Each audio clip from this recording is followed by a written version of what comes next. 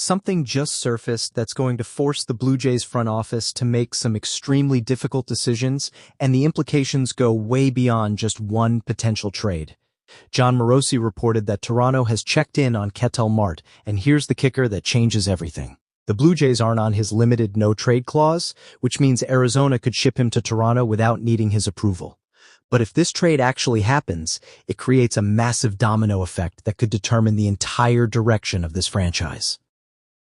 Let's start with what you're actually getting if you trade for Ketel Marte. This isn't just some solid middle infielder we're talking about. This is arguably the best second baseman in baseball right now. Over the last 2 seasons, he's been absolutely elite. We're talking about a guy who finished third in MVP voting last year behind only Shohei Ohtani and Juan Soto. That's the kind of company you're keeping when you perform at the level Marte's been performing. The numbers back it up completely. An .893 OPS last season, over 10 wins above replacement across the past 2 years, consistently elite contact rates with minimal strikeouts. His Baseball Savant page looks like someone's creating a player in a video game. Expected batting average, expected slugging, barrel rate, all of it is in the upper percentiles. This is a complete hitter who's right in the middle of his prime at 32 years old. But here's what makes Marte even more attractive from a front office perspective. His contract is incredibly team-friendly for the production level he's giving you, $16 million next season, then $12 million the year after that. For a player putting up MVP caliber numbers, that's an absolute bargain in today's market. Even as he gets into his mid-30s with those $20+ million years, you're still looking at reasonable money for someone who's been this consistently excellent. The catch is that acquiring someone with this much value and this much contract control isn't going to be cheap. Arizona isn't trading him unless they get a serious return. We're talking about giving up multiple top prospects, probably someone from your big league roster who can contribute immediately and potentially more depending on what other teams are offering. This isn't a salary dump or a rental. This is trading for a cornerstone player who's under team control through his mid-30s. Now here's where this gets really complicated for Toronto, and it's the part that should have every Blue Jays fan paying close attention. If you trade for Ketel Marte, what happens to Bichette? Because suddenly you've got a roster construction puzzle that doesn't have an easy solution. Think about how the defensive alignment would work if Marte comes to Toronto. He's a second baseman. That's where he's played almost exclusively for the past few seasons.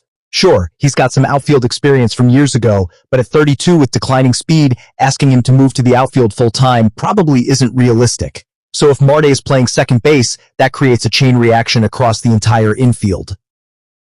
You just traded for Andrés Giménez, who proved during the postseason that he can handle shortstop at an elite defensive level. If Marte is at second, Giménez slides over to short, and suddenly you've got no natural position for Bichette.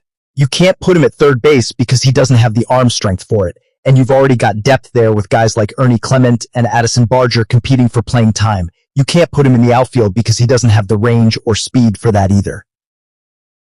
This is the critical decision point for the Blue Jays. Trading for Marte essentially signals that you're moving on from Bichette. Maybe not immediately, but the writing would be on the wall. You don't make a move that blocks your homegrown star unless you've already decided that keeping him long-term isn't part of the plan. So the real question becomes, which path makes more sense for this organization right now? Do you give up prospects and commit to Marte knowing you're probably losing Bichette, or do you prioritize re-signing Bichette and look elsewhere to address your roster needs? The case for Marte is pretty straightforward. You're getting a player who's performing at an elite level right now, who's under contract for multiple years at reasonable money, and who addresses a clear need at second base. He's proven he can perform in the postseason. He's got the makeup and consistency you want from a veteran leader. And if you're genuinely concerned that Bichette might not re-sign anyway, getting Marte becomes a way to ensure you're not left with a gaping hole in your lineup. The case for prioritizing Bichette is equally compelling. He's 27 years old, which means he's got more prime years ahead of him than Marte does. Despite the defensive struggles, he's still one of the best pure hitters in baseball when he's healthy and locked in. He's a homegrown fan favorite who represents continuity for this core, and if you can get him to re-sign at a reasonable number, you're not giving up any prospects to make it happen. What makes this decision even more complex is the timing. We're not at the winter meetings yet. Free agency is still developing. The market for players like Bichette hasn't fully formed. Making a trade for Marte right now could be jumping the gun if there's still a realistic chance of working out an extension with Bo. but waiting too long could mean missing out on Marte if another team swoops in with a better offer. There's also the reality that Arizona probably isn't in a huge rush to move Marte unless they get blown away by an offer. They're retooling, not rebuilding. They've got a competitive roster. If they trade Marte, it's because someone made them an offer they couldn't refuse, not because they're desperate to dump salary. From Toronto's perspective, you have to weigh the cost versus the benefit. Yes, Marte is an incredible player, but giving up multiple top prospects, plus potentially big league talent in a trade, and then also losing Bichette in free agency, that's a massive amount of value leaving your organization. Are you confident that Marte's production over the next 3 to 4 years is worth that cumulative cost? The other factor nobody's really talking about is what this does to your roster flexibility going forward. If you trade for Marte and he's eating up that second base spot for the foreseeable future, you're committing to a certain type of infield configuration.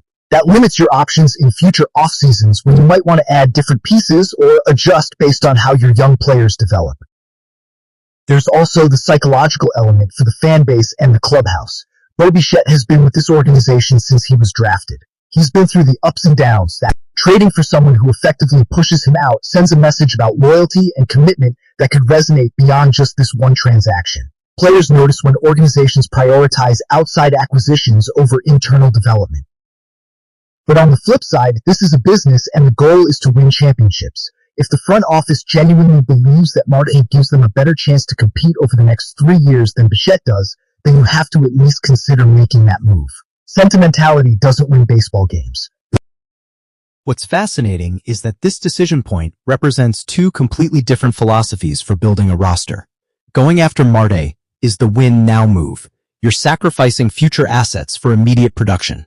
Prioritizing Bichette is more about sustained contention and building around your core for the long haul. Both approaches have merit depending on how you view this team's championship window. My gut feeling is that Toronto only pulls the trigger on a Marte trade if they're convinced Bichette isn't coming back regardless. If negotiations have stalled, if he's indicated he wants to test free agency, if the financial gap is too large to bridge, then trading for Marte becomes the logical pivot. You're not choosing Marte over Bichette in that scenario. You're choosing Marte over the uncertainty of losing Bichette for nothing. But if there's still a realistic path to extending Bo, then I think you exhaust that option first before committing major prospect capital to acquire someone else. The cost of trading for Marte is significant, and you don't want to make that investment unless you're certain it's the right move for both the short and long term. The next few weeks are going to be absolutely critical for clarifying where things stand. Extension talks with Bichette should accelerate. Trade discussions around Marte will heat up as more teams get involved, and Toronto's front office is going to have to make a decision about which direction they want to take this roster.